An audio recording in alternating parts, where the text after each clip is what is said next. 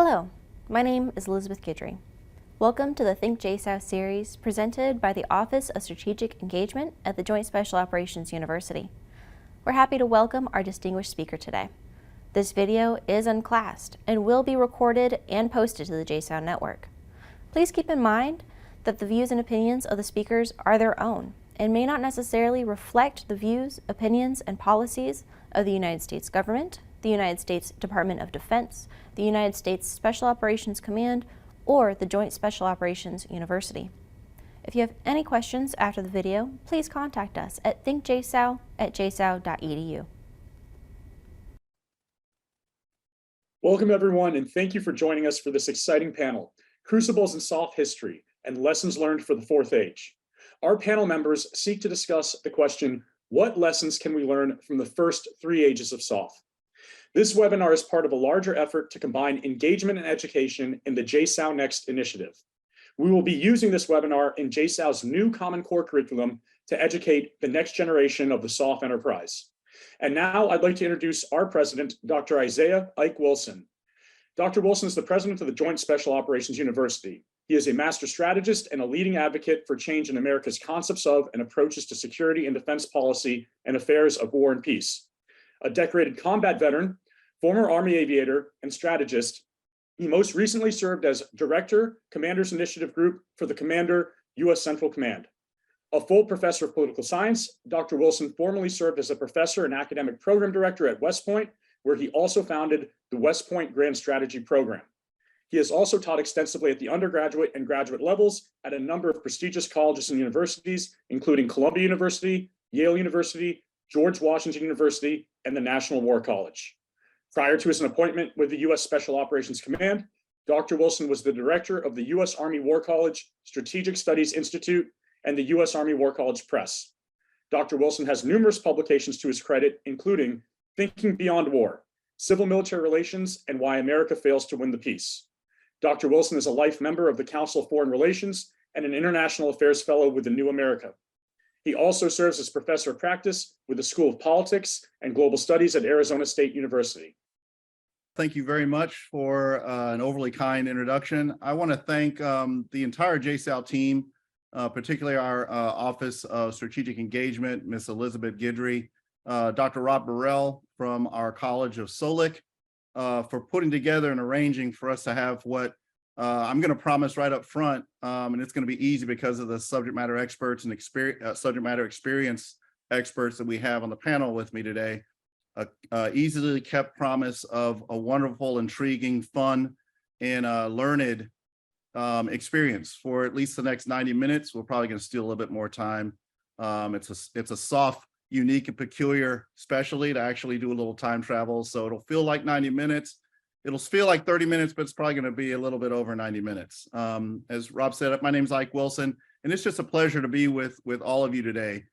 This is definitely and certainly a Think JSOU webinar, but as Rob, as Jeff indicated, we are all participating in, certainly the panelists, but I want to thank all the participants as well in the virtual living room, because you all are all participating and therefore contributing to content that's going to directly contribute to our new upgraded and upgunned curriculum, commensurate to what we're premising to be a fourth age of special operations, special warfare, and special operations forces, commensurate to a geopolitical environment of competition that we call compound security competition in the larger context of integrated deterrence, irregular warfare, and active campaigning in and beyond the gray zone. I want to briefly introduce our great team of experts, the personage of all three of the prior ages of SOF, in critical individuals, all SOF professionals in their own right, many of which legendary into this fourth age that lies ahead of us, and which defines the threshold crossing for this next crucible of transformation and transition for the SOF community for nation, not self. I'm going to give fuller bios on each of them. We're going to basically walk you through a historical story through each of the ages, starting with World War II and talking about in the personage and in the practice of special operations and special operators in SOF in general through each of those historical ages, with a focus on an emblematic operation that forms that crucible. Typically, those crucibles being in the wake of some type of shock or even a tragedy, but in the wake of that moment, drivers of innovation, innovative change, and nothing less than transformation and renaissance. We need to go back and revisit that history so that we can have a better understanding of our most recent history. Perhaps we might still call it today the global war on terrorism era, that last 20 years of a third age of SOF.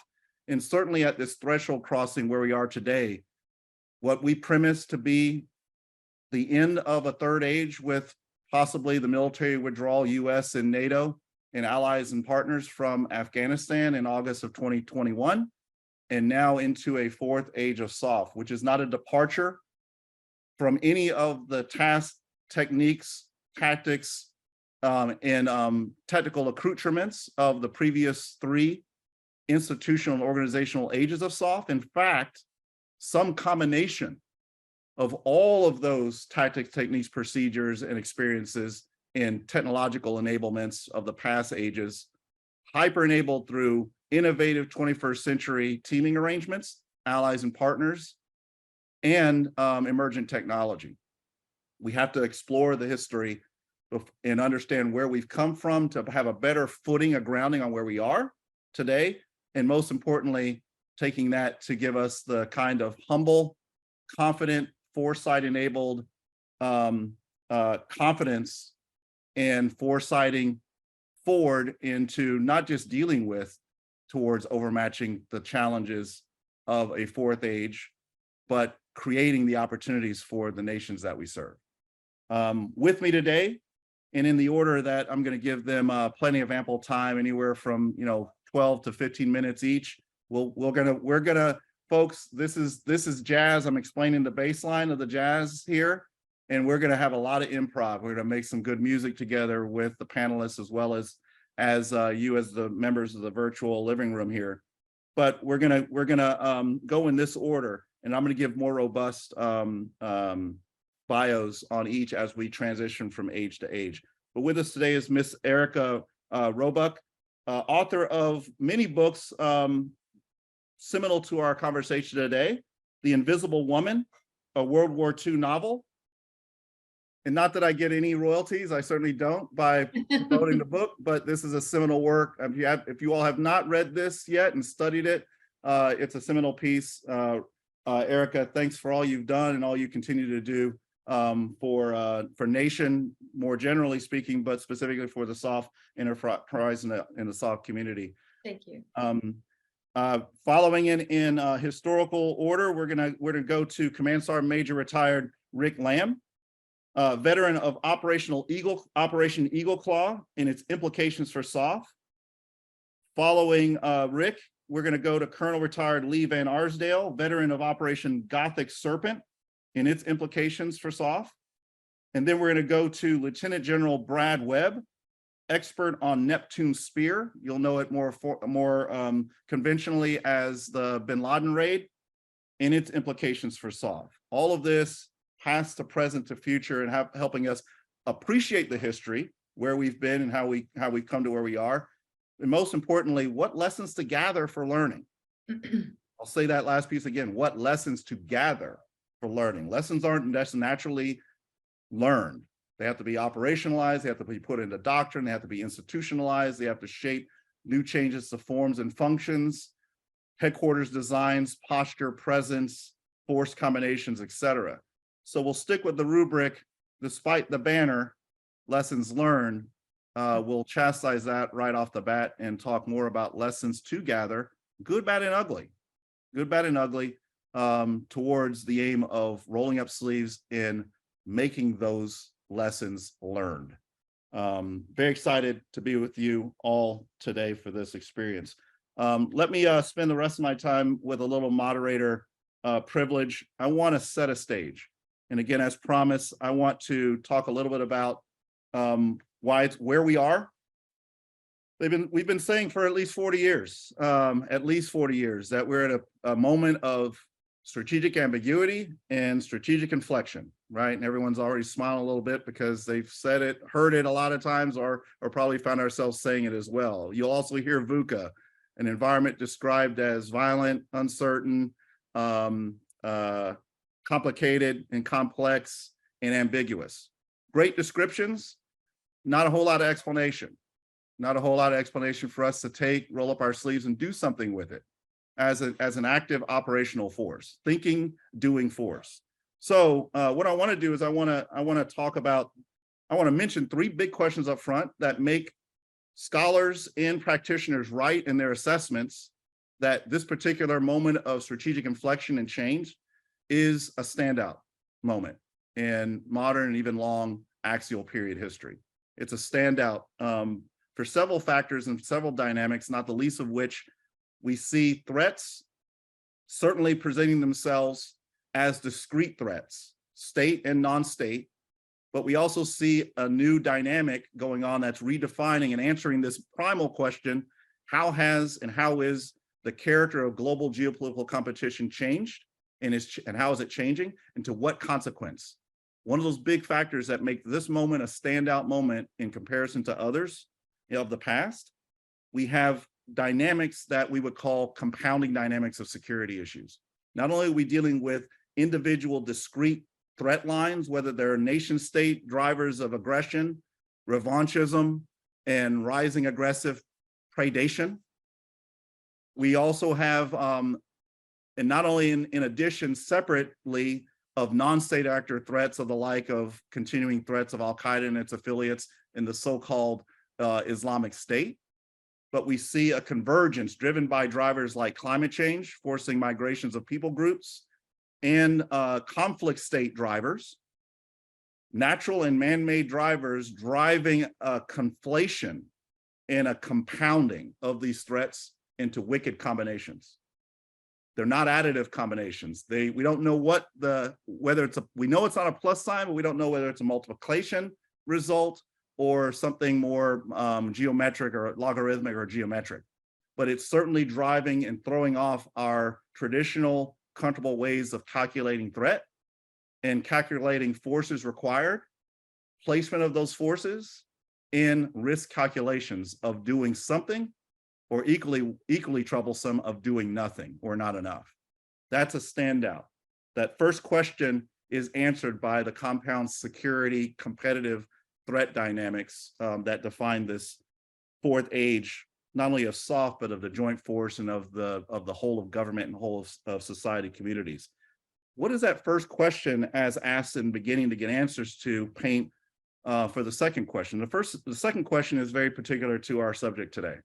The second question is this: therefore, given that change in the character of geopolitical competition, what type and kind, what quality and complement of special operations, special warfare, and special operations forces does our nation and the nations that follow our lead need for the remaining of the 2020s, outwards to the 2040s and maybe beyond, right? We have to foresight that. And we believe here at the Joint Special Operations University, and we've developed a theory and we've put a proposition, as universities do, on the table. And we spent the last 3 years testing it out in the classroom and in the fields of practice, that we believe that we are at a threshold crossing in one of compound security, and that this new character of global geopolitical competition will demand, and is demanding already, a use and utility of SOF equally compounded. And what do I mean by that? A comprehensive combination. Again, note I didn't say additive, but some combination, we're still trying to figure out what the algorithm is, of all the skills, techniques, operational methods, and tradecraft of all past ages of SOF, amplified by 21st century emergent technology and innovative, creative teaming arrangements, right? It requires multilateral applications, overmatching in its compounded multilateralism, unilateral solutions, whether it's unilateral use of a tool or unilateral use of force by a unilateral nation, enough to start an engagement of cooperation, competition, or conflict or warfare, but not enough staying power to finish the work for nation, not self. So that's part of the frame right up front that gets to the big picture why. Before I cease work here and actually turn it over to the real experts, a little bit on this idea of 4 ages of SOF, the premise.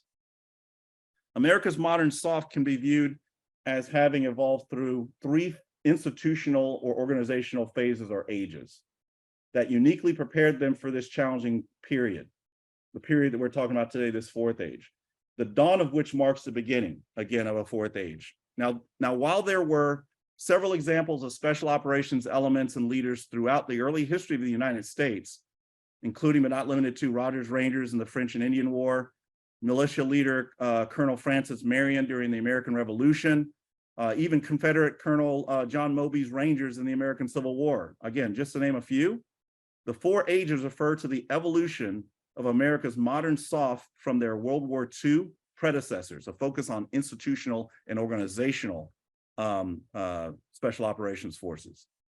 Earlier special operations units were hastily organized to meet an immediate operational need and just as hastily disbanded at the close of hostilities, never to be recreated.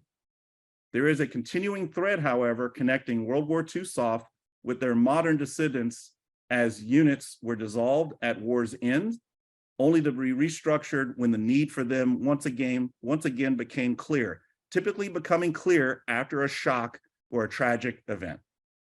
All right, we gotta pause there for that to sink in, because one of our purposes here is to flip the script, break that cycle, so that we can actually anticipate and be on the leading edge of that change based on our more positive aims, so that we don't have to give and cede first mover advantage to a change in the environment, or worse, a change to a competitor, an adversary, an enemy. Now, each of these ages of SOF began with an identifiable event or condition that served as a catalyst for change. The first age began with the commencement of World War II, when the need for SOF had been unforeseen, but operational requirements of theater commanders soon spawned a vast proliferation of such units in every service. The dissolution of these units after the war led to their revival at the onset of the Korean War, after which they were once again deactivated. Now, by the end of this period of provisional and impromptu SOF experimentation, identified as the first age of SOF, the services recognized the need for standing SOF special operations units. Soviet Premier Nikita Khrushchev's January '61 speech, in which he declared that the USSR would support, quotes, wars of national liberation, end quote, around the world, served as a catalyst for the second age of SOF. It stimulated and newly elected, at the time, US President John F. Kennedy, a conviction that the United States military needed to develop a strong counterinsurgency capability, and that SOF should serve as the vanguard of this transformative effort because of their resonant irregular warfare and unconventional warfare expertise. This triggered a 20-year period marked by a vast expansion in the size of the force. Now, the failed, we're going to come back to that word failed, April 1980 Iranian hostage rescue mission, Operation Eagle Claw, at the staging area known as Desert One, served as a catalyst for change that introduced the third age of SOF, which we premise is a 4-decade period that saw considerable organizational change, including the creation of USSOCOM, in a steadily expanding portfolio of SOF capabilities, missions, and core tasks. The termination of large-scale wars in Afghanistan and Iraq, coupled with the challenge of rebalancing the force for influence campaigning and integrated deterrence, serves as the threshold to the current fourth age of SOF. And now with that as a framer, what I'd like to do is give a much more robust and respectful bio sketch of our first presenter, Miss Erika Robuk. Erika Robuk is the national best-selling author of The Invisible Woman, Hemingway's Girl, Call Me Zelda, Fallen Beauty, The House of Hawthorne, and Receive Me Falling. She is also a contributor to the anthology Grand Central, Post-War Stories of Love and Reunion, and to the Writer's Digest essay, Collection Author in Progress. Her forthcoming novel, Sisters of Night and Fog, is about real-life superwomen of World War II, Virginia, and excuse me, I don't speak French, the Albert Lake, in Violette Szabo. In 2014, Robuk was named Annapolis Author of the Year, and she resides there with her husband and 3 sons.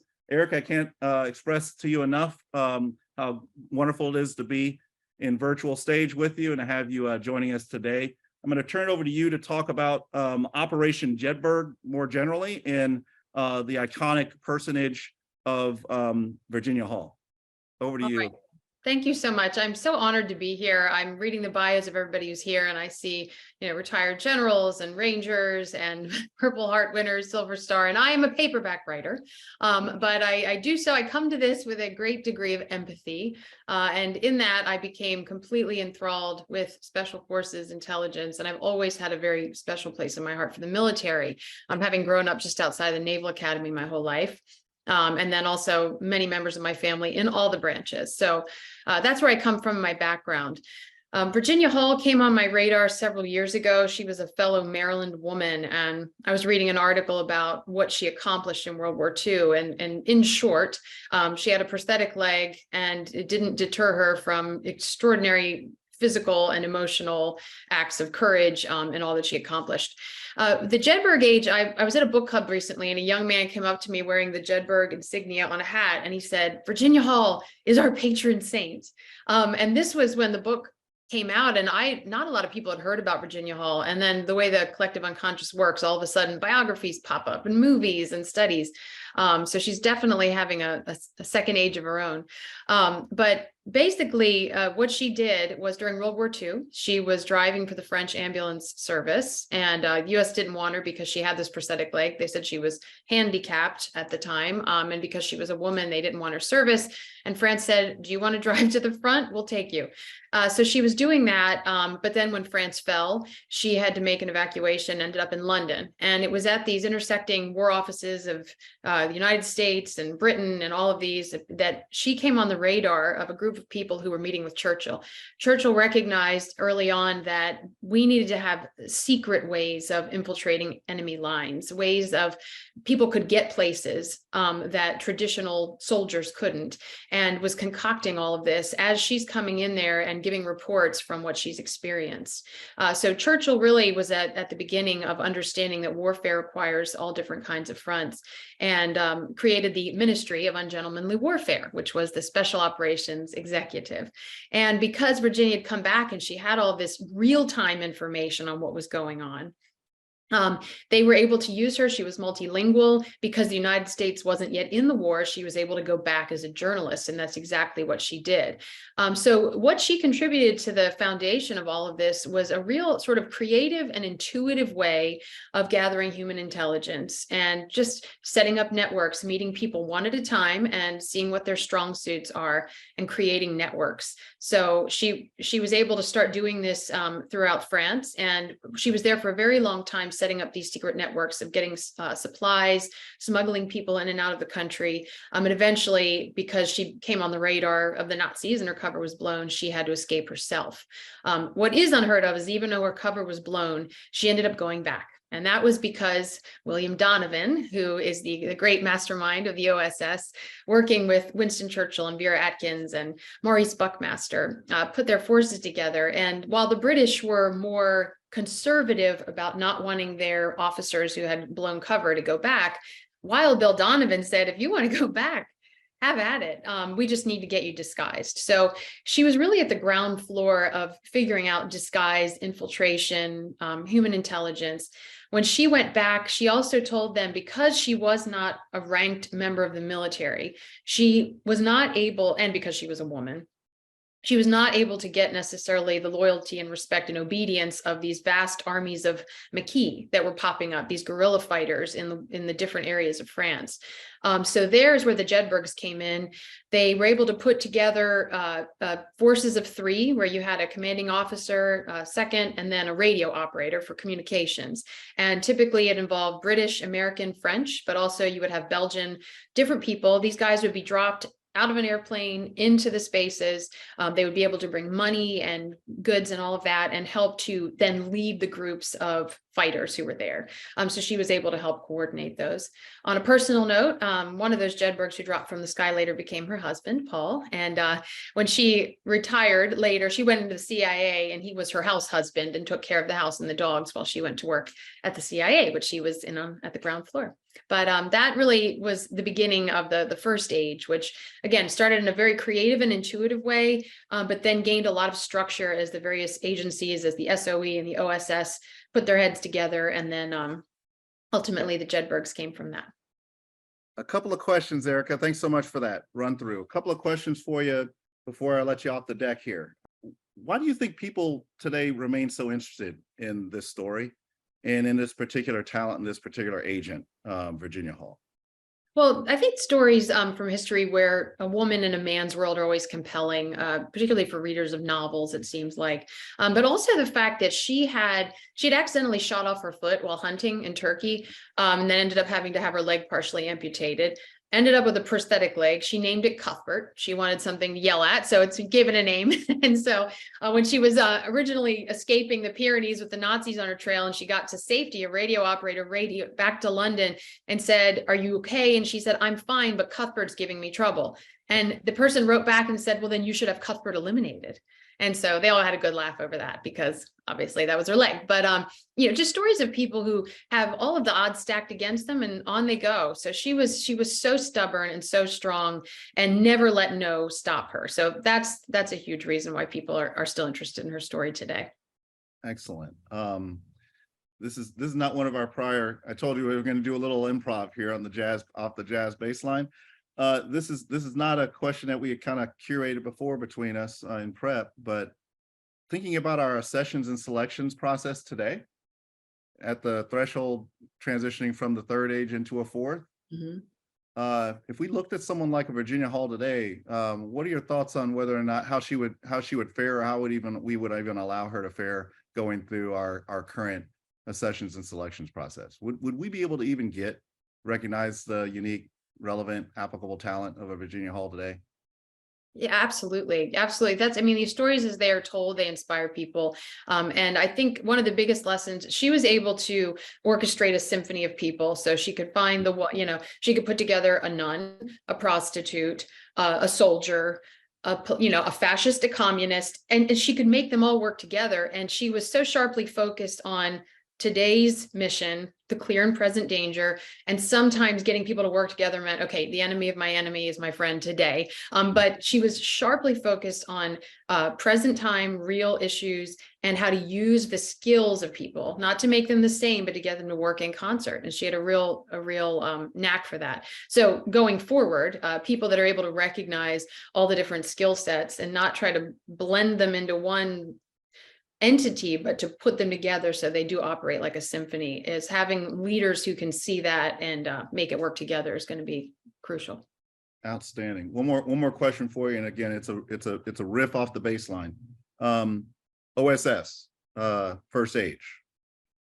Any thoughts on whether or not what we have and how we do it today, though not formally called an OSS, a combination of special operations and intel, even beyond in the modern age with other agencies and beyond the USG into this GIMC? Mm-hmm. Any thoughts on the need and the possibility, yes, no, maybe, of an OSS 21st century fourth age equivalent? Any thoughts on that? Always, yeah. Yeah. And nothing beats human intelligence, people on the ground. I read this book recently. I wish I could remember the author, but it talks about mimetic desire, how we want the things of the people around us. So having people going into places to find out what they want and then using that to move groups, or rather showing people what they want, democratic societies, and how that looks and how it is to operate and to live in that way, and putting that desire and then making people want it for themselves so that they can contribute. Virginia, she didn't want to come in and save the day. She wanted the people of France to rise up and save their own day.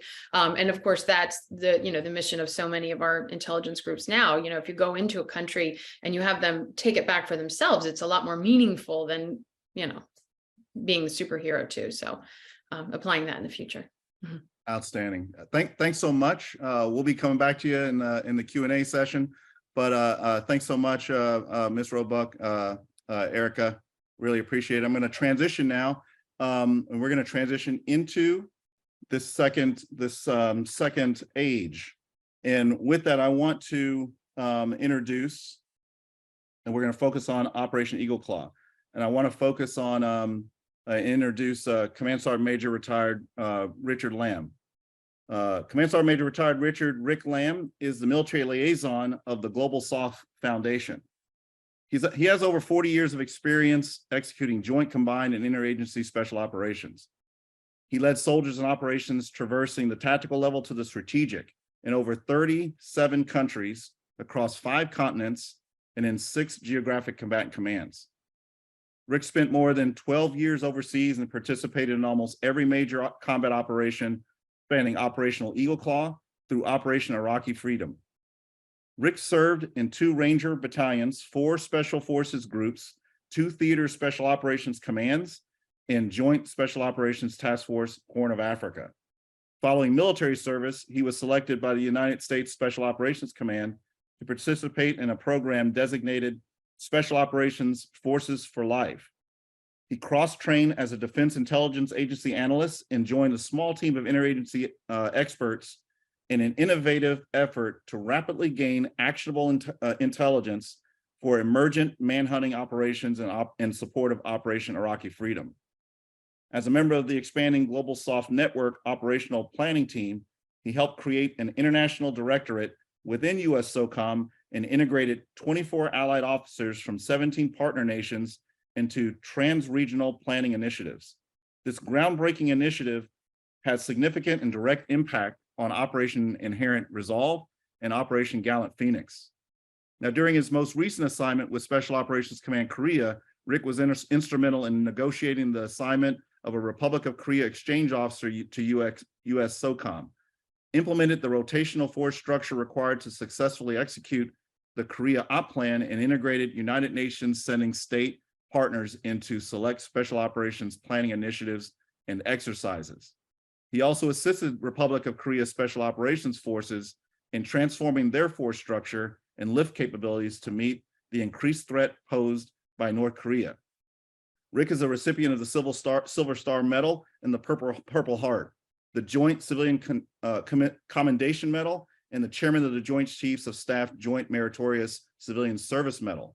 He is a member of the USSOCOM Commando Hall of Honor and the Ranger Hall of Fame, as well as a recipient of the Veterans of the Office of Strategic Services, OSS, Award for Excellence, and the USSOCOM Arthur Bull Simons Award for Lifetime Achievement.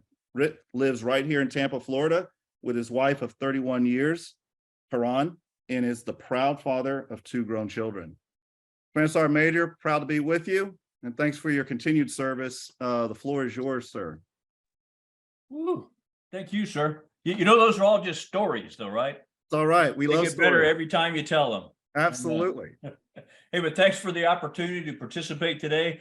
I tell you, this stuff keeps me up at night, and I'm an old man, and I should sleep well. As you can see, I'm transmitting in the clear from the Lutz Patrol Base, and a little bit on the uniform I'm wearing right now. It's ERDL, Experimental Research Development Laboratory, camouflage uniform. They came up with it in like 1948, but they didn't field it until about 20 years later. That's a data point. All right, so but this is what a Ranger would have worn in 1979 for Eagle Claw. So, and again, it's a visual representation of what it looks like, taking the weapons and equipment from the last war into the next war. So it's a visual representation of what it looks like. And I've got a bunch of stuff back here that we can actually go through piece by piece, time permitting, but we'll save that to the end. So I don't want to take anybody else's thunder.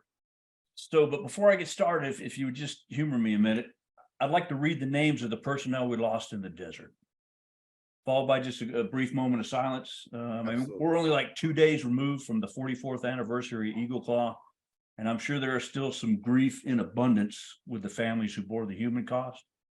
So if you'll humor me here, it's said that you die twice, right? Once when your heart stops beating, and the second time when no one remembers your name. Yes. So today we're going to remember some names. So Major Richard L. Bakke, United States Air Force. Major Harold L. Lewis, Jr., United States Air Force.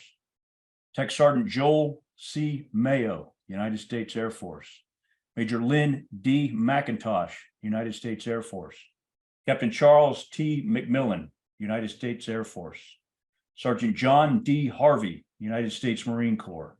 Corporal George N. Holmes Jr., United States Marine Corps, and Staff Sergeant Dewey L. Johnson, United States Marine Corps.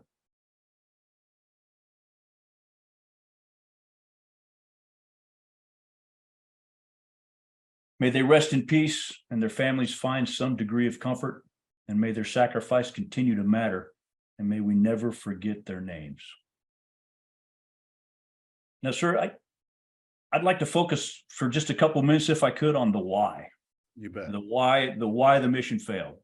And because I believe the why, that it may prove more important, especially with the times that we're in right now, than what was actually accomplished afterwards. I mean, it was monumental, the accomplishments afterwards, but I think the why is what matters most today. So if we get complacent, if we fail to continually address and eliminate the root causes of why we fail, we'll pay a heavy price again, because no matter how hard we try, we're always trying, but history continues to repeat itself, and it's a conundrum. I can't figure it out.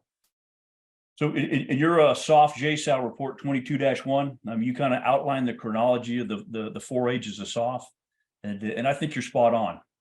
I mean, I lived my life in the first age of SOF, as you can see, and I'm a member of the round canopy parachuting team, so we're constantly in 1944. And so increasingly, I'm moving into the second age of SOF by hanging out with a lot of the old MACV SOG vets and some of the veterans that are getting a little long in the tooth. Yep. So we need to leverage those fellows while we have them. Absolutely. And as you can see, I collect kit. I mean, I have uniforms from every age of SOF, and each uniform is complete with load carrying equipment, functioning firearm, pocket litter, helmets, boots. And by looking at all this kit, you can tell when we're at war, and you can tell when we're not at war. And there's a difference between what we're wearing and what we're carrying. When we're at war, the innovation and stuff is off the chart. When we're at peace, we backslide.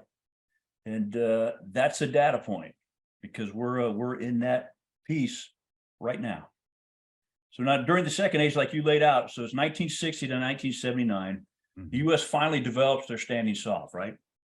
Now, so we in each service, we've got SOF, but they rarely work together. In fact, they never work together. So as a rule, they were not resourced or employed properly by their services.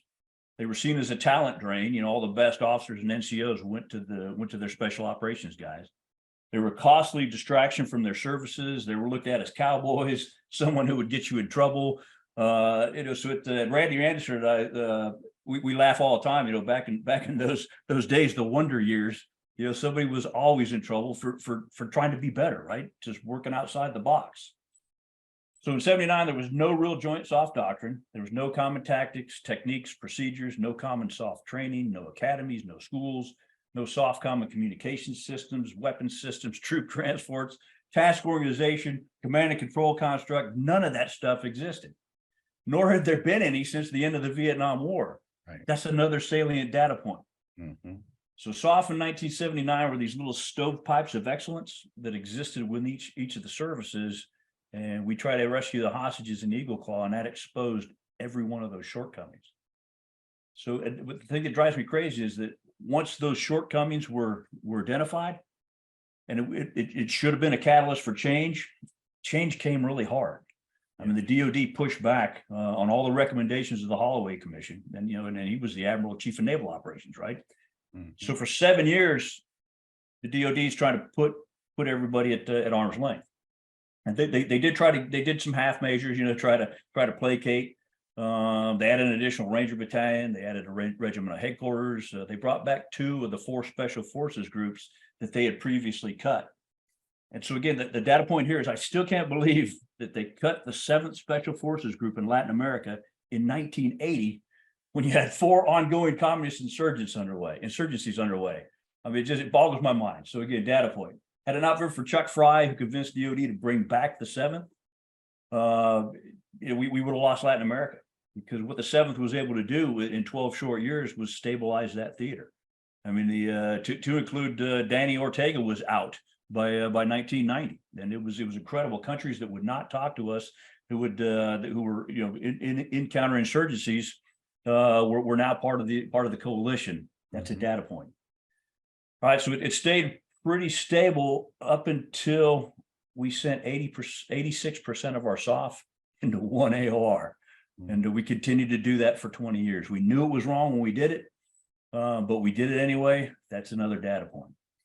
So it wasn't really until after kind of the superficial victory in Grenada that Congress finally slapped the table and said, that's it, that's enough. And then they legislated SOCOM into existence, the only command to ever do that, right? So now all these shortcomings, the absence of all this equipment and training and everything else, relationships, they were compounded by service rivalries, by ignorance of SOF capabilities and missions, by lack of knowledge of history, complacency, hubris, arrogance, weak leadership, and civilian meddling. So these issues never go away, and they're still with us today, and that's a data point. So read Phoenix Rising. It's a good book. It's by Colonel Keith Nightingale. Yes. And the thing that makes this book good is that most war stories are just that, they're stories, and they get better the more you tell them. But he kept a journal, so he's able to recall exactly what happened on that day because he wrote it down. And he doesn't pull any of his punches, and his recollections of all the planning and all these things all these impediments, vivid. All right, so here's the rub. After every conflict, we start a vicious 5-year cycle, and you can see it. I mean, you can see it clear as day if you study history. So the road to Eagle Claw actually started when we left Vietnam. And in Vietnam, we were adept at conducting complex joint operations like Ivory Coast, the Sante POW rescue. So we had just done that in 1970. We were 40 miles north of Hanoi. I mean, it was incredible, and the relationships again with the first SOU guys and the SF guys were that was a good solid relationship that should have carried over, but didn't. So within a decade, we could no longer do a complex mission like that. So here's the harbinger, and I think the reason that we're here. Yeah. So we're in another 5-year cycle following the departure of Afghanistan. Yes. So if history holds true, call me Nostradamus, you're going to see that we're going to flush combat vets. They're either through attrition, through being disgruntled, under challenged, bored, whatever, but we're going to lose the preponderance of our combat vets, all the guys that we need. We're going to have trouble with recruitment, which you already see. Unless the economy tanks, we're probably hosed. Budgets are going to shrink as we look at cash to cash in on the peace dividend. We tend to overspend, and so we're looking for money. And a lot of times we see that peace dividend. We saw it in 1992 when they cut like half the infantry divisions out of the Army. So we'll reduce our formations, we'll change our missions, and then we'll allow, and I'm not taking a shot here, but we'll allow well-meaning civilians to chip away at this martial focus that the military has to keep. And if we're going to maintain them to be ready as a lethal military. Yeah. Because what the civilians don't know is that the mission of the military is to close with and attrit the enemy and seize and hold terrain. That's different from any other business out there at walk of life. So what they'll do is they'll force us to transition to this therapeutic society that's supposed to stop at the Dale Mabry Gate and not make it onto post. So then we'll have all these, we'll basically have civilians in uniform. Yeah. That we will send to the next fight. So, and now, additionally, we're going to miss the next threat on the horizon, 100%. Our track record is horrible, and I was an intel guy, so we missed Pearl Harbor, we missed the Soviet nukes, we missed the rise of the communist China with the Berlin Wall, the North Korean invasion of South Korea, the Chinese intervention that followed, the fall of Saigon, the Islamic Revolution in Iraq, North Korean nukes, collapse of the Soviet Union, the World Trade Center, nukes in Iraq, the rise of ISIS, and the fall of Kabul. All of those were things that the intelligence community missed. And I'm not hacking on the entire intelligence community. There were probably good analysts out there that saw all of these things, but for whatever reason, with the way that we do the hub and spoke, then everybody holds their cards tight. Then, hey, if we don't have 3 of these high-speed ints that all triangulate to this, it didn't happen. I mean, so just the system that we use didn't let these the heretics out of their cage to be able to push the issue. Yeah. So when a new crisis begins, we're going to send out of shape, undisciplined, unprepared civilians in uniform into combat with the weapons, tactics, and equipment from the last conflict. And then good men and women are going to die. And then nobody's ever held accountable. So we just kind of rinse and repeat. So I think this is kind of the main takeaway from Eagle Claw, and this is where we find ourselves right now. So again, if we can't humble ourselves from thinking that we have all the answers, don't consistently address the issues, the next, Kasserine Pass, Task Force Smith, or Eagle Claw is just around the corner. There's a book that I've started to reread all the books that I read as a young man. Oh, there you go. This Kind of War. Yes. Excellent book. So when I was a kid, right, I'd leaf over all the political stuff and just go right to the operational and tactical stuff, because that's what I was squad leader. That's what I was concerned with. Absolutely. So this time when I went through the political stuff, and I'm like, oh my God, we're there now. But this will make you angry that we sent kids into combat unprepared. We had a 2-star general. General Dean gets captured at the Battle of Tejon because he's fighting tanks. You know why he's fighting tanks along with his corps commanders and his regimental commanders? Because all of his kids are running as fast as they can to the Pusan perimeter. Mm-hmm. So the World War II guys were trying to carry the fight, but they didn't have the disciplined soldiers to be able to carry the fight. It'll make you angry. And of course, this one here, About Face. When I first read it, I threw it down in disgust about the last few chapters because I wasn't there yet. I'm there now. So reread some of these old books, and because again, it just shows how much history continues to repeat itself. Command Sergeant Major, two points, and again, I'm off script, so forgive me. Sorry, not sorry. Because you just inspired these two next companion questions. And then what I want to do is I want to start weaving the audience in earlier. I've got a couple of great questions pointed to you. I'm going to bring them in, and then we'll continue our storyline going forward. First, the books you're showing, right? I mean, the need to flip this script, the need to change this cycle of rinse repeat of business cycle lag to change. We're not properly prepared to see, appreciate, much less posture provision for the next thing coming. So it comes upon us, and then we play a great catch-up game at a huge expenditure of blood and treasure for the relearning. Part of the learning you just showed, those two books, and the need to find ways of inspiring learners at every stage from cradle through SOF for Life to get as excited about the tactical action chapters with the context of the strategic and high operational pieces, so that we're not cherry picking in those volumes. The second piece, I'm inspired by the Fehrenbach book, because Korea was considered still to this day the forgotten war. What's part of the forgottenness is that we don't know our own history, and in the comprehensive coverage of that history. So that kind of what you inspired in your deep dive through the history, and the history is, once again, now history doesn't repeat itself. There is a rhyme to it. It doesn't repeat itself, but we do. Yes, we repeat it, and we repeat it in the most tragic, late to the game ways, because we don't know it. And if we know it, we don't know it typically because our PME Institute, our training schools, we need to do a better job of providing a comprehensive read and a comprehensive study. We frankly got to figure out a way of being more dynamic and to make it more appetizing and exciting. Yes. We're hoping events like this kind of help us do that. Well, and to your point, I'll make you a copy of this. I just found this the other day, and I'm digging through it. So it's called The Reasons Why. And the War College put it out in like 84, I think. Yeah.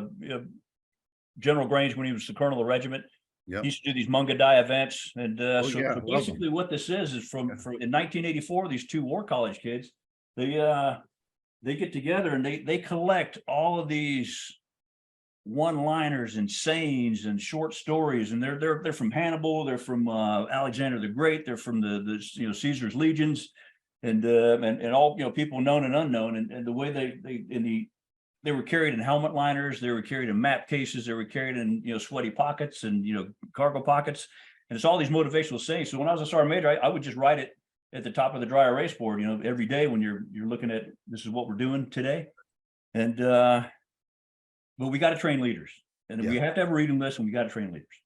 So because right now we need leadership right now more any other time in our history. So they got to be fit, they got to be competent, they got to be committed, they got to be ethical. You know, we've had this this ethics review kind of in the works since about 2018 and with Tony Thomas. That's right. So we got to figure that out. So the one of the things again I found out of my little chest there is once an eagle. And I mean, it goes through the good officer and the bad officer, the careerist and the guy that loves his troops. And that's what we got to get to. You know, we have to get to the point where because that, the current post-World War II order is getting challenged, and we're gonna the global freedom actually hangs in the balance. So so we're gonna see things that we haven't seen in a generation. Now some of the training too, we got to give vignettes of what right and wrong look like, because some of these kids coming up may not know. And because we pull them from across the United States, so they've got to know what right looks like. That we have to have vignettes for them. We have to make developing leadership a priority, and enter with the mindset that we're not doing enough. We're never ever going to do enough. So so that should be the going in mindset. And again, you got to have a reading list and just people make it a priority. Couldn't agree with you more. We have to do that to break this cycle and to create our own renaissances and not allow those renaissances to come into tragedies that are created by a changing environment that we're not up to speed on, understanding and seeing even, and certainly not allowing an enemy or adversary to be our best worst teacher, driving us towards that change. Couldn't agree with you more. I want to give you one question here in that vein. And as you've kind of shaped epilogue as prologue for our march continuing up history. Here's the question for you from the audience. CSM, if you were the current SOCOM commander, what would you do to preserve our combat capability? I might expand on that. What would you do, and what maybe one or two lessons you would draw from this operation, this period, that you would institute today in terms of force rebalance, force redesign, et cetera, et cetera? Yeah, this may sound counterintuitive, but I think ASD Solik should be upgraded to an undersecretary position. Okay, it's number one, because a lot of times that DoD's got a horrible track record of being reticent to fill the slot. Number one, and then they use that assistant position as a kind of an excuse to not give us our seat at the table.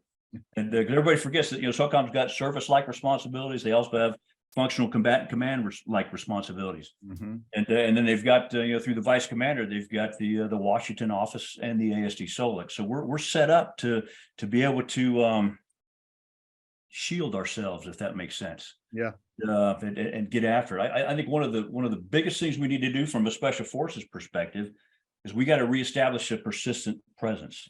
And we've lost that over the years for a bunch of different reasons, but we've got to sign guys forward. We got to get forward into the theater's operation. We need to own that human terrain. We got to reestablish our trust with all these countries and these forces that are out in the theaters. We got to build coalitions, partnerships, partner-based capacity, and again, that's all through continuous presence. We should take best practices, I think, from the second age guys, which I see 7th Group already doing. They've had MAC-VSOC boys in and out of there like a revolving door. Absolutely. To help them and their partners. They invited up the Colombians. I think they invited up the Brits from Belize and the Hondurans and the guys that live in the jungle. And they're trying to figure out, okay, what are the best practices that we can do? So how do we do the combat power thing? We need to get away from our risk aversion. At times I look at the units and I think, who's running this show? Is the lawyer running the show, or is the commander running the show? And because we just become overly risk averse. And if you look at a lot of the stuff that feeds innovation, it's the guys being allowed to be out on the bleeding edge. I mean, if you look at uniforms, right? 1944, the paratroopers take their second pair of uniforms. They take the breast pockets and they sew them on the shoulders. And so the guys in MAC-VSOC do it in 66, some 20 years later. The guys in the Hardy Boys, I'll call them, they do it mid 80s, early 90s. So that's like 60, almost 70 years of constant ass chewings before the Army finally says, oh, well, let's put pockets on the sleeves. So it's that kind of stuff that we have to get away from. And the only way we can do it is to and I'm not saying the commanders need to be unsafe. They just need to be uncomfortable. And so push the envelope and watch your innovation soar. And again, building the fit, competent, committed commanders. I think we're overly relying on technology. We need to teach some of our old school basics, because if I was the bad guys, I'd drop a satellite. We can't see, we can't navigate, we can't communicate. So bam. And so now what do? Well, you get a compass out, and I got a.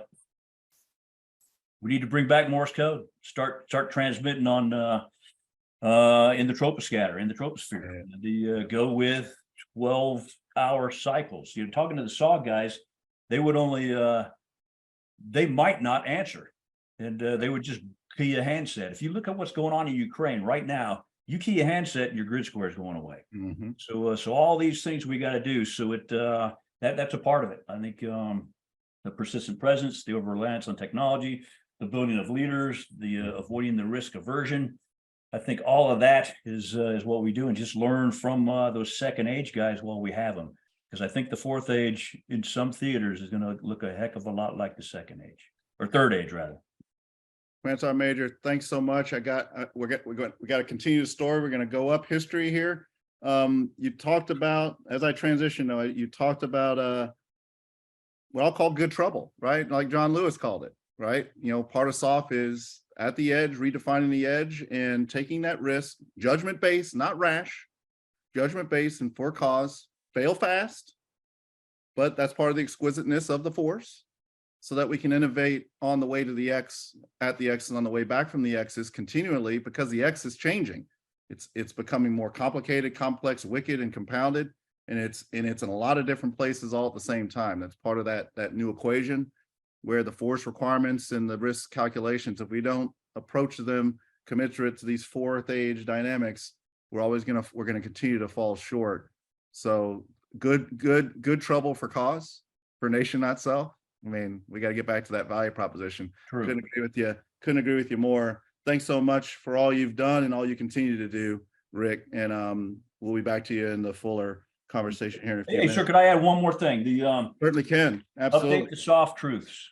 Yes. You've got to add interagency and partner nation verbiage to number 5, because if you don't add interagency and partner nation verbiage, it's hard to do. It's scary to do. But if you don't add it and direct it, the guys are they're lazy and they'll ignore it. Thank you for that. Outstanding. Let's go up history here and get into a revisitation, a remembrance, and a reckoning with Operation Gothic Serpent, and into the third age. None better than Colonel retired Lee Van Arsdale. Colonel Lee Van Arsdale has served as a soldier and business executive. As a soldier, his assignments were primarily in the U.S. Army Special Forces, with 11 years spent in a U.S. Army Special Mission Unit. In the course of his 25-year Army career, Lee served in 3 combat zones and leadership positions, and was decorated for valor with the Silver Star and with the Purple Heart for wounds received in combat. Additionally, he participated in numerous classified operations on a global scale while in a leadership capacity. Following his military career, Lee was the Assistant General Manager for National Security Response at the Bechtel Nevada Corporation. He incorporated Unconventional Solutions Incorporated, a private consulting firm. He was the founding executive director of the University of Nevada, Las Vegas Institute for Security Studies, was the chief executive officer of Triple Canopy Incorporated, an integrated security solutions company, and the chief executive officer of Creative Radicals, a software company. He now serves on the boards of select companies. Lee, over to you, sir.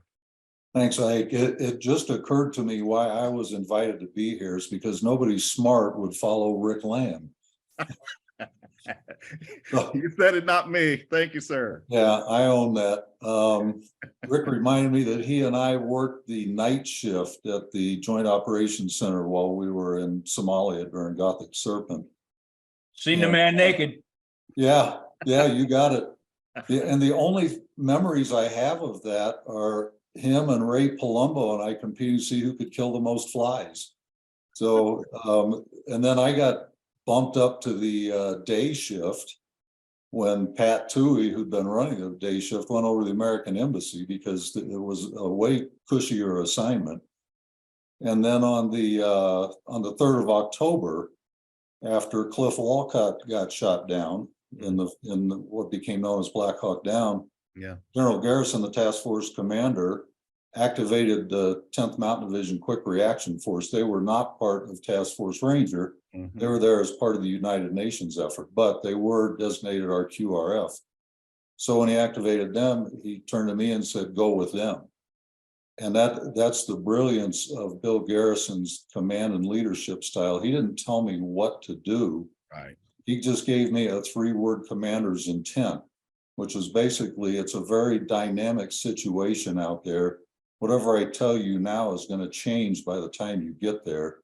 So get out there, recover our fallen comrades, and get the rest of our people back here in one piece. So I've always appreciated his trust in me to do that. So I really couldn't hold a job during those days. I was the officer in charge of the Joint Operations Center.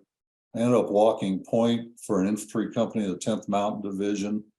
When we got to Cliff Walcott's crash site, I assumed the effort to retrieve Cliff's and his co-pilot Bull Briley's bodies, which were stuck in a Black Hawk helicopter. Yeah.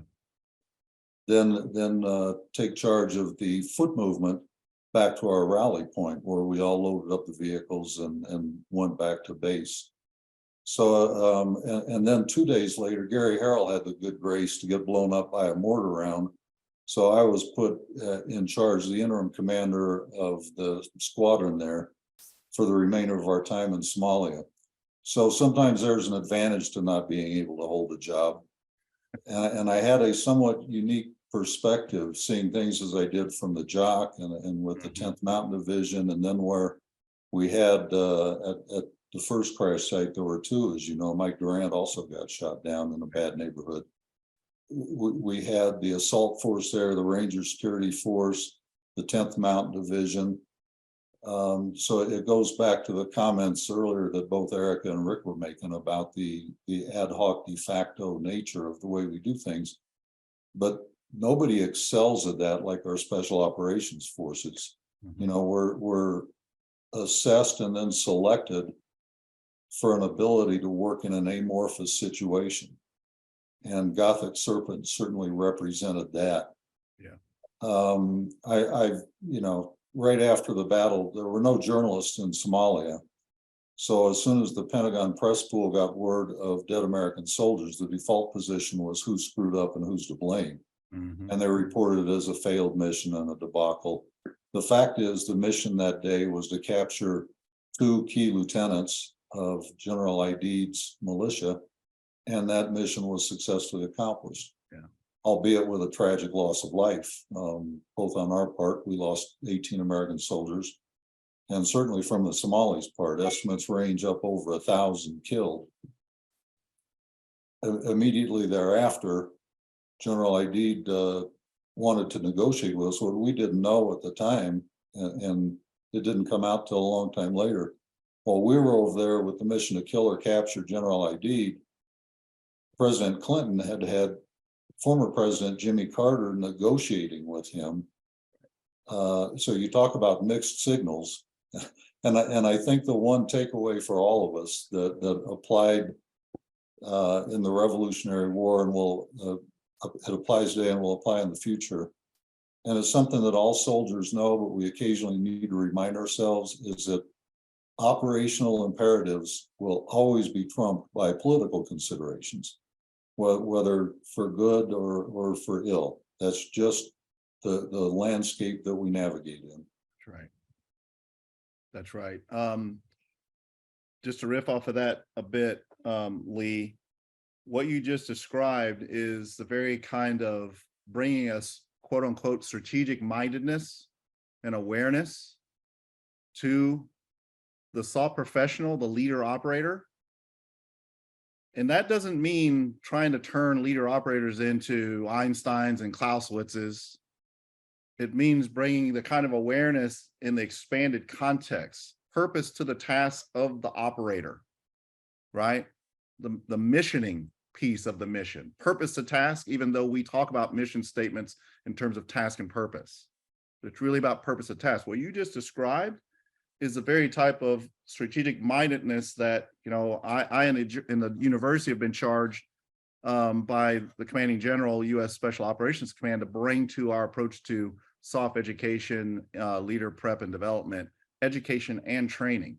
Again, it's bringing that strategic mindedness, that awareness for the leader operator at the most tactical level of tactical action, and understanding and appreciating that larger context in the implications and the outcomes of their most tactical level of action and the strategic implications. I think that's and you all know it from doing it, a unique and one of the most unique and peculiar aspects of SOF use utility, where an operator, an officer at the 03, say at the 03 level, conventional force, that was me when I was a soldier once and young, in comparison to 03 SOF professional, that's already a different contest, because the latter's doing all they're doing, flying without a net, on a grease trapeze pole, without rules of anything. In fact, they're out on the edge, defining the edge and redefining the edge, taking that risk that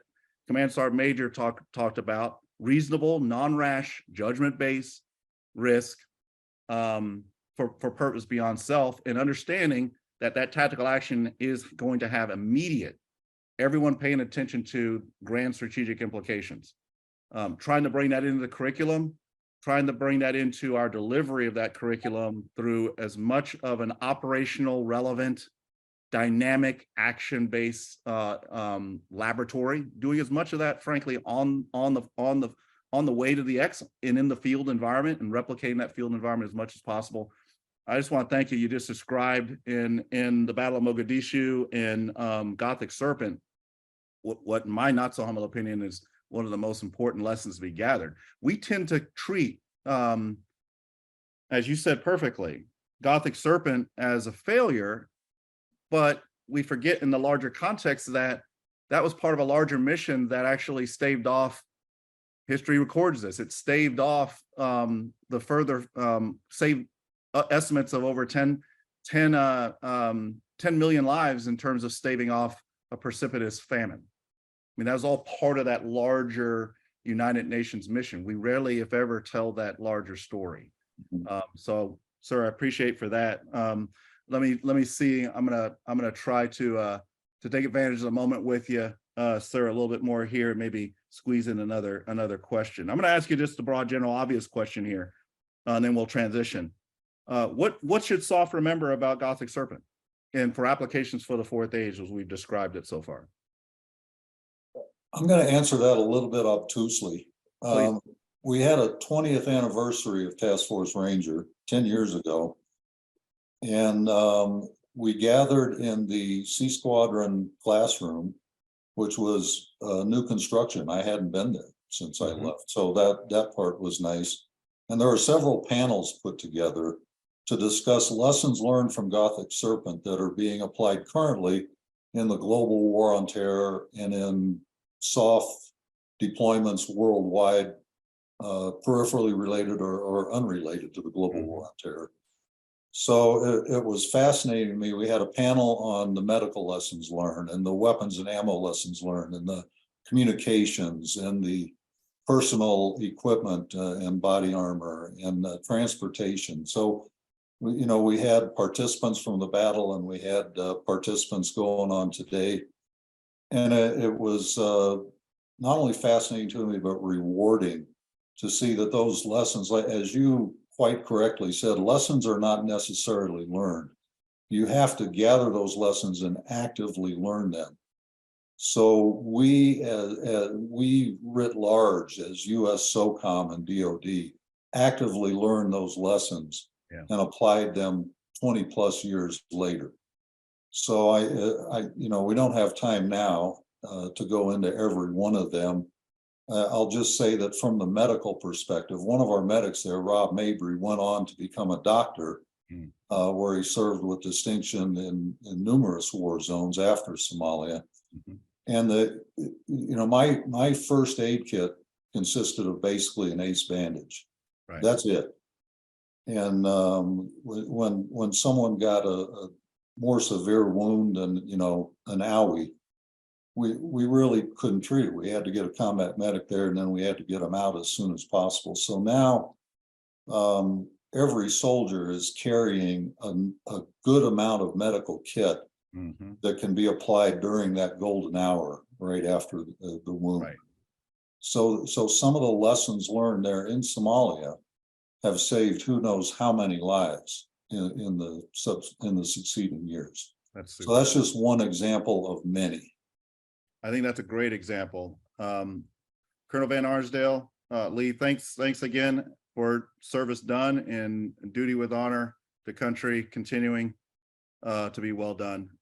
Thank you, sir, for the service. I'm going to continue to march up history, and we're gonna turn it over to Lieutenant General Webb to talk to us about Operation Neptune Spear.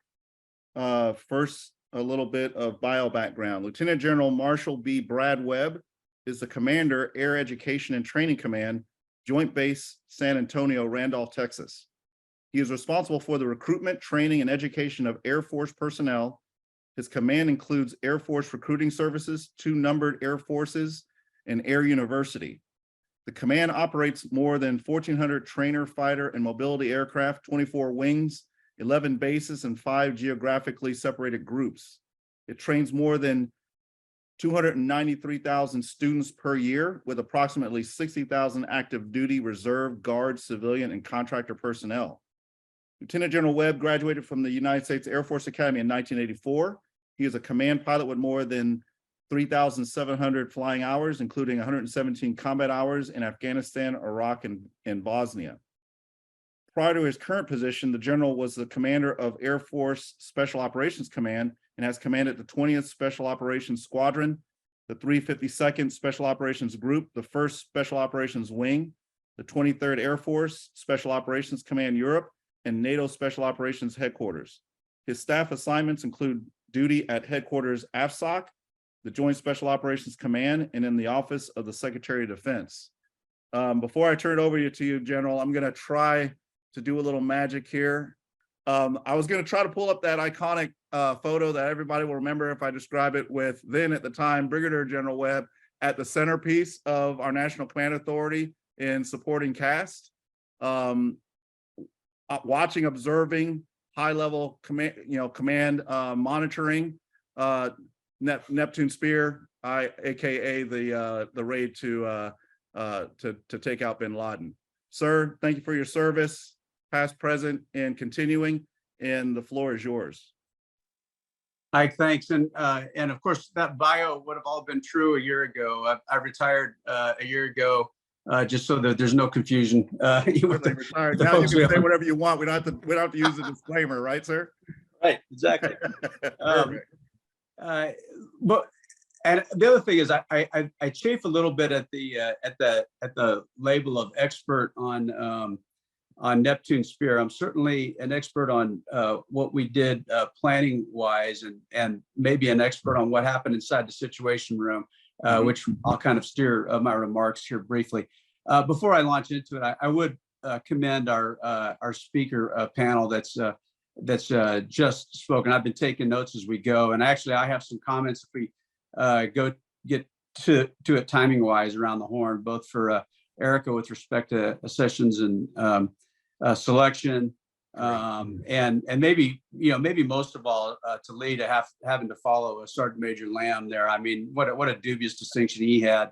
Good on you, Lee, for billing up to that. I too had the distinction of spending several months in a tent in East Africa with Sergeant Major Lamb, and just like today, I spent most of the time keeping my mouth shut and my ears pricked and taking notes, because as you can see, nothing but wisdom comes out of this hero.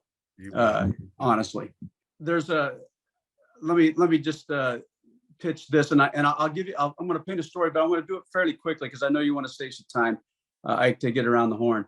I generally get asked 3 questions about that picture when I am anywhere, frankly. 1, what are you doing sitting in the president's chair? 2, what are you doing so overdressed compared to everybody in the picture? And 3, what are you doing changing your Facebook status in the middle of the operation? And so briefly, I was the assistant commanding general at JSOC, worked for Admiral McCraven, who was then the JSOC commander. My job, and the reason I bring this up is I'm going to segue back to something that Rick was talking about earlier. My job up until the Thursday before the mission executed, and the mission executed on Sunday daytime, and I'm talking Washington, D.C. time. Right. Was to man the command center and ensure that casualty notification did not that went perfectly. We expected that we would probably have casualties, and as we all know, in this business, you have one opportunity to get that right, and you simply can't get that wrong. And so that Thursday, prior to the mission, Admiral McCraven was getting ready to fly overseas to command from the tactical level, his perspective forward, and had determined that there was going to be a nexus of our senior leaders that were all going to be in the White House, and that he probably needed to get somebody up there and frankly be shell answer man, because at the end of the day, that was my job. I wasn't commanding anything. I was there as a shell answer man for senior leaders, so that Admiral McCraven didn't have to spend the time necessarily answering a bunch of questions, all good intended questions, of course, but nonetheless would be kind of a distraction. And so I went up to Washington immediately thereafter, and in kind of true SOF fashion, kind of had to negotiate or navigate rather who were decision makers and who was kind of roadblocks, and determine where I could best fit in a role. It's a story for another day that I won't get into. The upshot was my job in there was to be basically a conduit for information. The president had made the decision to go. We delayed. Admiral McCraven actually, optioned to delay 24 hours due to some weather, fog kind of conditions, to look for a better lineup, which we did. And when the mission executed, frankly, the White House was in observe mode. They were obviously very interested, but were not intrusive. And I think all of that leadership is to be commended for that, because it would have been very easy with the technology that we had in that day and age, in this day and age, to be very intrusive. And in fact, the only time that Admiral McCraven spoke during that mission was after we had our challenge with the helicopter. There is a common theme here, another one that I want to tie back to here in a second, especially me being a helicopter pilot. And after we had moved some of the cavalry, if you will, forward in the form of other helicopters forward, he came on the net to explain what was going on. And frankly, the leadership team, the president, the vice president at that time said, "Hey, your man here's keeping us appraised of what's going on, and please just execute the mission. We got it here," which made me feel good, because frankly, at the end of the day, that was my job, was just kind of be a deflection piece for let Admiral McCraven do his job. Right. Real quick, the answers to the questions were, I was in an anteroom from the main conference room there in the Situation Room. It was completely predictable what would have happened, because I had all the information and I had the context. They didn't, sitting over in the other room. They had, the decision was made that I not be in the room with the president because they blocked access to the president, but everybody obviously ended up in that little tiny anteroom, if you will. I had been sitting at that chair at the head of the table so that I could easily and quickly make it across the hall to answer questions, which is why I was sitting in the president's chair.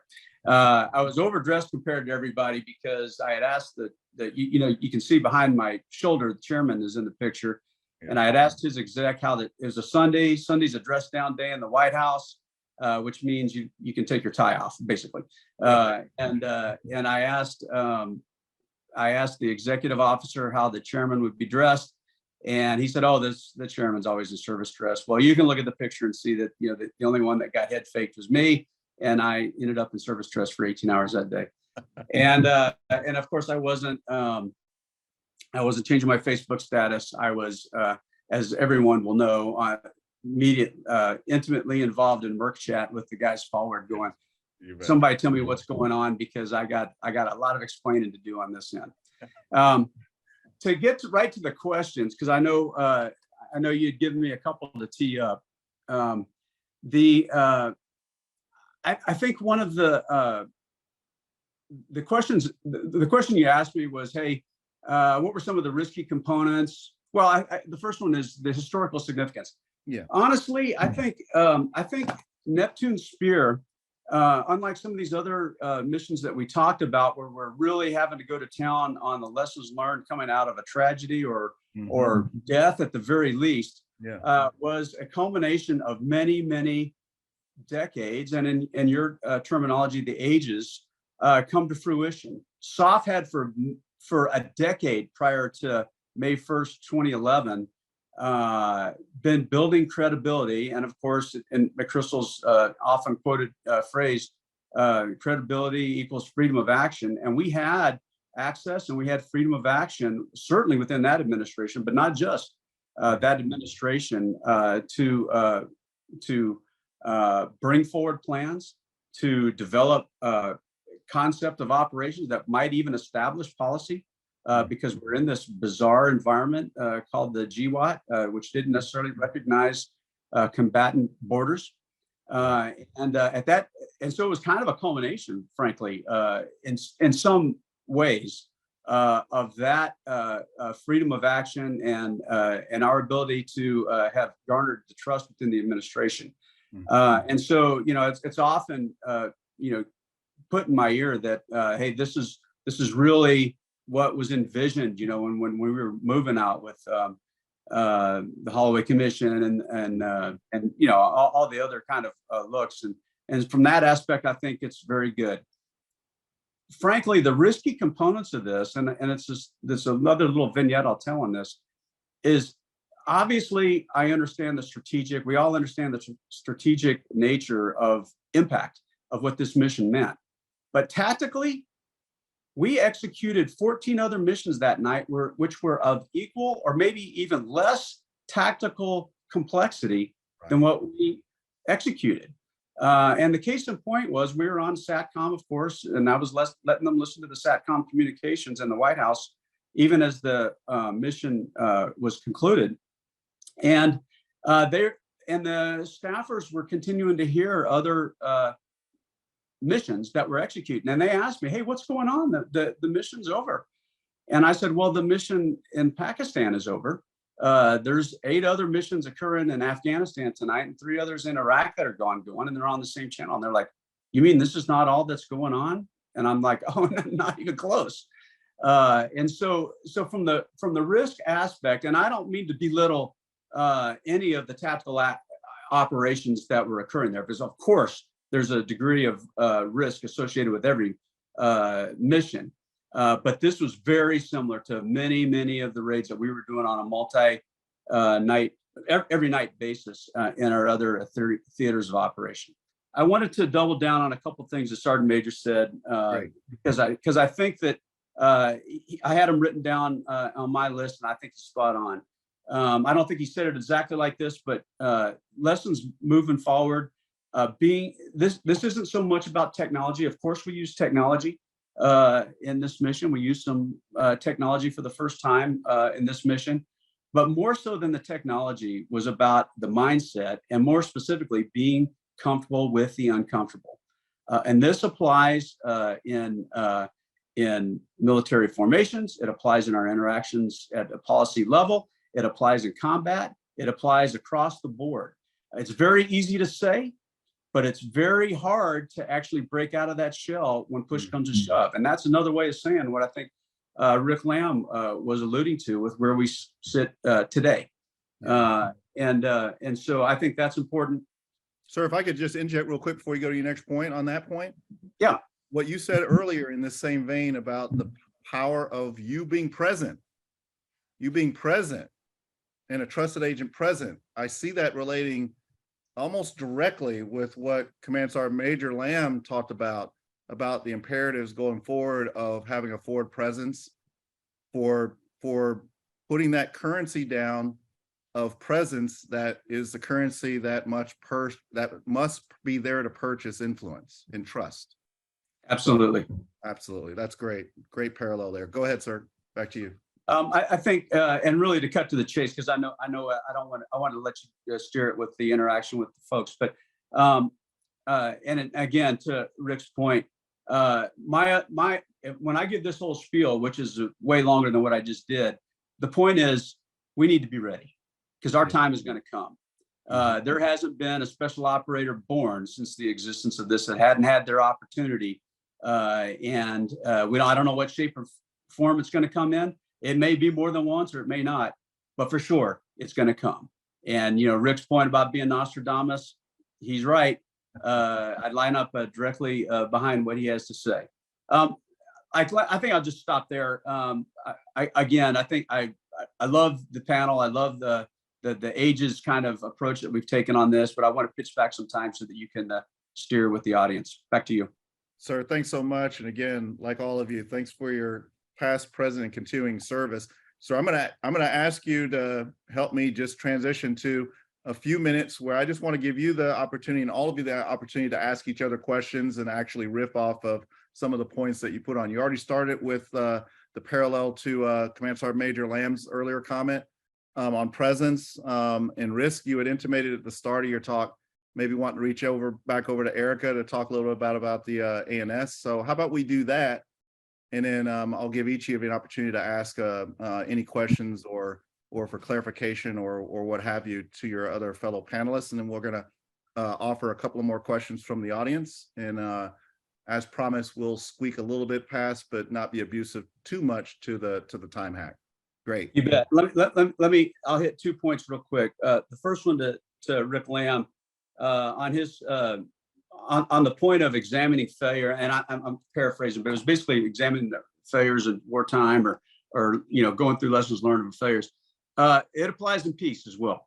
And I know this is near and dear to his heart, but especially with the Soft Warrior Foundation stuff. But we thought we were all that in a bag of chips come the early 90s, especially with some of the operations that we had executed. And then we had some failures. We had some failures in peacetime. We had deaths. And we had not yet learned necessarily, certainly the tactical aspect, but how we organize to take care of families. And this came home to me in spades as late as even last year when I attended the 30th anniversary marking of the unfortunate helicopter crash we had in the Great Salt Lake. And we still have families that hadn't come to closure because no senior level SOF commander had talked to them. Wow. And so that's just one that came immediately to my mind, and I know that Rick would be behind that one. For Erika, the question was actually, I think I threw it out on with respect to Haywood. Is there a need? I'm again paraphrasing for an assessment selection of the type of individual that Virginia Hall was. Would our ANS system as calibrated today and our minds and understandings calibrated to those systems give us opportunity to bring in a talent like a Virginia Hall today or not? Yeah, and as you read my bio, I was my last job on active duty was the commander of Air Education and Training Command, and of course we had some stumbles along the way with respect to integrating women inside the Air Force Special Operations component. And of course, I believe firmly that it's mandatory that we have these kind of different backgrounds, different cultural experiences, different approaches to problem solving. Because fundamentally, at the end of the day, when you look at soft truths, when you look at McCraven's book on theory for special operations and everything, that's what this is about. And it's going to take some persistence. Change is hard.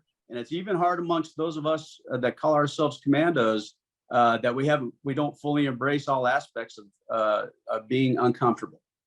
Yeah, I guess this makes me a little uncomfortable because I probably have an unpopular opinion, but I like when this is really hard for me to say, but women, I think in general have a set of skills, and I think that men have a set of skills very generally. And I believe in nurturing those to work together. I don't believe in trying to fit a square peg in a round hole and vice versa. I think that in terms of combat and military, that there should be a set of criteria and you should have to meet it either way, whether you're a man or a woman. And I do believe that women, if we're speaking of how women can serve, Virginia Hall figured out that if she were dressed as an old woman, she was invisible. So that was what she could bring to intelligence, and women at a certain age fly under the radar. That's just how it is. And so that's how she was able to gather intelligence. She didn't try to make herself into a combat soldier because she knows she wasn't good at that, but she did know what she was good at. And so she went into the places where she was wanted and where she could bring something. I don't know if that clearly addresses what you could, what you're trying to ask, but I think we should all play up to the strengths, but not try to make it one that's the same, because we're not the same. So. Oh, that's great. Thanks, Erika. No, Erika, I loved your answer. I mean, that is so true, and I think that would solve the conundrum that we're in if we could just execute that. Yeah. And I don't know if you did this by design, but Eagle Claw was the first time that the Rangers worked with the Hardy Boys. Yeah.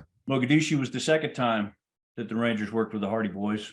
And I'm not sure about if you had them with you, Brad, but we learned that lesson over time too, that there's got to be this habitual relationship. And if you look at those kids today, and I mean, they're head and shoulders above where they were in my day. And I mean, Lee, you talk about the we lost Smitty, right?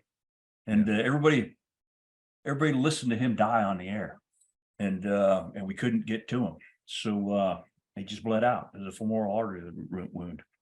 And do you know today that every O negative Ranger is marked, and they could put a Ranger down next to a casualty, and they can do a battlefield blood transfusion to keep kids alive. And that came out of listening to that man die on the radio. So yeah, we were head and shoulders above where we were years ago. We just can't get overconfident, complacent, and lose that edge. Incredible. I'm going to pose one great question from the audience here. I'm going to expand it. I'm going to give the question as written. It's to you, General Webb, and I'm going to ask you all to expand the question, and all of you kind of close this out, address this and translate it to your particular soft component, team, tribe, etc. But to General Webb, the question was to you: what advice would you give a brand new member of AFSOC? I'll add to it, as you look at and consider the world today and where we are starting to forecast for sure, but maybe even beginning to foresee what that fourth age environment is going to demand of them. General Webb, we'll start with you to answer it in the context of that air commando that from AFSOC, but I'm going to ask you all to relate, and then we'll close it out with that. Over to you, General Webb, first. Thanks. Well, I think that and it's really kind of the common thread that's woven in all these stories, is that the context on which our military is potentially looking to embark upon, or we're already embarked upon, is very important. And so while tactical acumen is absolutely a fundamental part of where we have to be, even as in this case, air commandos, the context in which that operates in is really what kind of separates just the tactical level hero from those that are going to make the strategic difference, even if it's a tactical level execution. Right. And so that does imply that you have to get outside of your comfort zone. Again, back to being comfortable with the uncomfortable. And then of course, Rick Lamb showed us in spades, they always thirst for the educational aspect of that. Read a lot, read often, read early, read a lot, because all of that becomes a really useful foundational aspect of it when put in an environment that, hey, I wasn't necessarily trained to be in this situation. That's right. That's exactly why you're in special operations. Right. That's right. Excellent. Hey, Colonel Van Arsdale, how about over to you, sir? Yeah, no intention at all to be glib, but just do your job. Do it to the best of your ability. Never be in a need to get in shape mode. As everyone has said, read. Maintain your situational awareness at 100% always. And that's easier said than done, because every job out there involves a mundane aspect to it and a Groundhog Day aspect to it. So it's easy to let your essay drop, but commit yourself to that. Commit yourself to being as fit as you possibly can. Commit yourself to being as good at your job as you can, and then things fall in line. That is not only not glib, sir, that is foundational and fundamental. And thanks for stating it. We, especially in a time, relative peace, but a gray space between peace as we know it and war as we know it, and what we're not allowing to see ourselves to see registering on the radar scope as maybe we at war, but just not recognizing because the others have actually declared it in just different peculiar ways. Anyway, at those moments, Rick, you mentioned this earlier, and I'm going to turn it over to you here in a second. We'll let Erika round it out. But you talked about, we talk about the innovator's dilemma, right? We're at a point in time where technology, at this kind of moment, all the past cycles that we've talked about today, those periods of relative peace and an ambiguity when we don't even know that we've already been at war because others have declared it on us through practice. We tend to rely heavily on technology. It's part of the American way. That's not a bad thing, but it does counterpose soft truth one in the order of things, human over hardware. It's certainly a combination.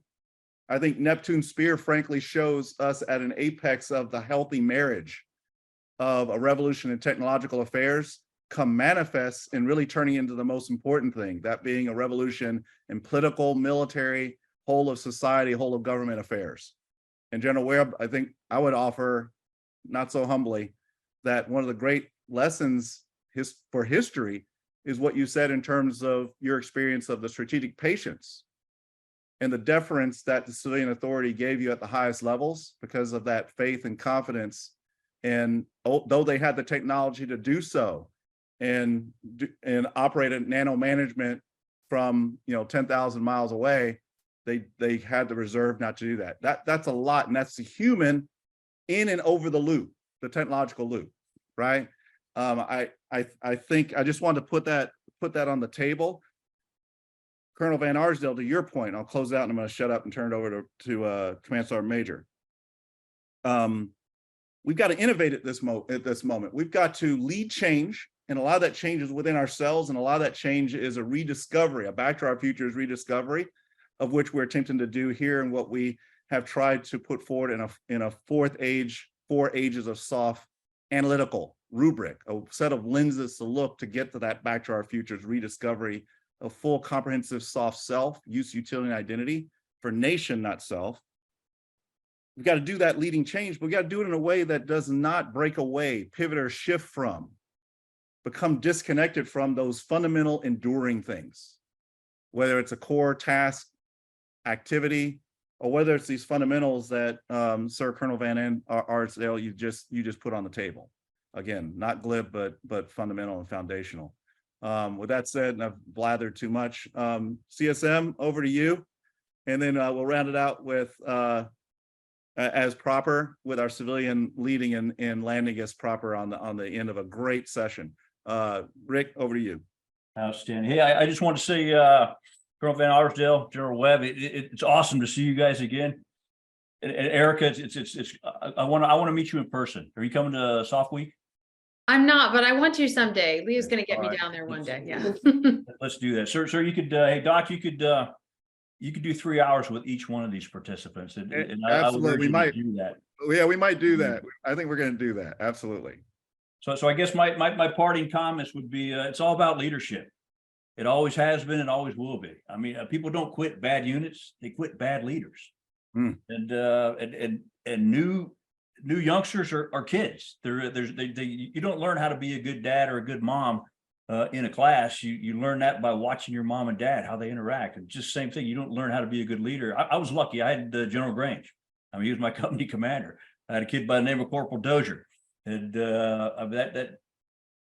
so I just watched them. And my very first shot in the 1st Ranger Battalion was Dozier standing in front of me saying, I'm Corporal Dozier, I'm your fire team leader. My motto is follow me and do as I do. And they clicked. I'm like, okay, if I'm smart enough to just mirror this guy. And so I acted like Corporal Dozier until it was time to act like Sergeant Chandler. And so all you guys have managed me, or I've bumped off of you, and I've looked and I've watched and I've taken on the personas and the best practices, right? So I guess to close it out, I mean, you got to demand accountability. You got to remember that the troops will do what the leaders inspect. And that's an old adage. Like Lee was saying, it may be glib, but it's true. I mean, you got to dig in their ass. You got to be who you say you are. And we have to live by our principles and our credos. We all have, the Ranger Creed. We've got the Special Forces Creed. So we have to commit those to our memory and just be who the nation expects us to be, and be who we say we are. And you got to take care of your soldiers first and your career second. I mean, that's it was like General Webb said, if you just show up at the right place at the right time in the right uniform, everything else is going to be gravy. And the big system will take care of you for that. I guess train like your life and the future of the nation depends on it, because it does. Realize that caring means making times tough, because tough times are going to ensure survival. So and a hardship borne by one should be borne by all, right? And you got to steel your soldiers' hearts. I mean, steel like STEEL for battle, because if you don't, they're going to hesitate. Everybody here who's shot a human probably hesitated in that initial second, but went ahead and pulled the trigger. So what you want to do is just like Van Arsdale was saying, do your job, and just know that the next ass whooping is probably less than 5 years away. Yeah. We got to be ready for it. Outstanding. Thanks, CSM. Erika, you get to close us out. Wow. I don't feel worthy to do that. I'm so honored to be in your company. This has been just incredible. I've been scribbling notes the whole time. I just want to, I teach teenagers in a faith formation program, which is obviously a little different, but part of the process is telling them to find their vocation and what their skills and their strengths are, and where they're supposed to use that to serve humanity. I think being in the military, intelligence is a vocation. It's a calling. And so the people who are called to it understand the risk. Virginia Hall was always frustrated by people telling her not to do things. She knew the risk and she went to do it because that was part of her mission. So just getting into the young people to find out who is called to this, showing them, where their lives will lead, and then finding the best places for them. Again, once you put them in the right uniform, then they can all move forward as they're supposed to. So I can't think of a better. I'm so glad I gave you the last word, last real word. What I'm going to say, it doesn't count. But I'm so glad, because you brought us to a vocation, you brought us to calling, right? And I think amid all of this, and particularly at times like these where there's a fascination, and again, to a degree, rightly so, with all that technology can do for us, we get away and get pulled and drawn away from those fundamental things of what defines the human and the human domain. And it's about this core sense of duty, a calling. Mm-hmm. It's not trite. It's sometimes I don't think we say it enough, because we feel that, okay, that's, apple pie, mm-hmm. baseball, Chevrolet kind of stuff. But, I would say we need to get back to some of that stuff and, help the younger generations. And in so doing, help ourselves as the older generations rediscover it ourselves and get reanimated by it. SOF for life, and life and SOF for life, mm-hmm. right? Or soldier for life, or always a Marine, et cetera, et cetera. In terms of asking and giving us ourselves time to answer the question, to think about the question. What is your purpose? What do you hear in the quietness of yourself that and listen to that little word? It might be calling to you to the reason why you were put on planet Earth in the first place. Right, all of you have proven that that you heard the call, and it just every day it gives me pride to continue to be a part of this kind of community, and to continue to serve as we do and as we can in whatever and every capacity that we can, but helping those younger generations to see the value, the imperative value in what it means to beyond career, but at fundamental to careers or whatnot, or service professions, that vocational calling, right? Makes all the difference. Really want to thank all of you again for the service today, and dealing with my tragedy of the gift of Gab and the tragedy of it. We made it. It was great. I think we achieved all of our mission objectives. I want to thank you. And I want to thank you early for when we come back out to you all for more events like this. Thank you early for the yeses I know that you're going to give us, because you're servants who serve. I want to thank the audience, the participants. You're all part of history because you're all part of a curriculum that's going to prove transformational in this Common Core that we're bringing forward, certainly for the joint combined SOF community, but through them to the whole of government, whole society community, as we get back to a future of doing more things with SOF and roles in as part of integrated GMC, whole of society, statecraft solutions, sometimes leading them and always playing a vital, unique, peculiar role of convening them in the most unusual places. I want to thank my team at JSOU here for a job exceptionally well done in the construction of this learning event. Thanks so much, and have a great rest of your day and your days in the upcoming weekend, and we'll see you on the next X. Thank you very much, everyone. Take care, gentlemen. I love you. I miss you. Take care. See you guys.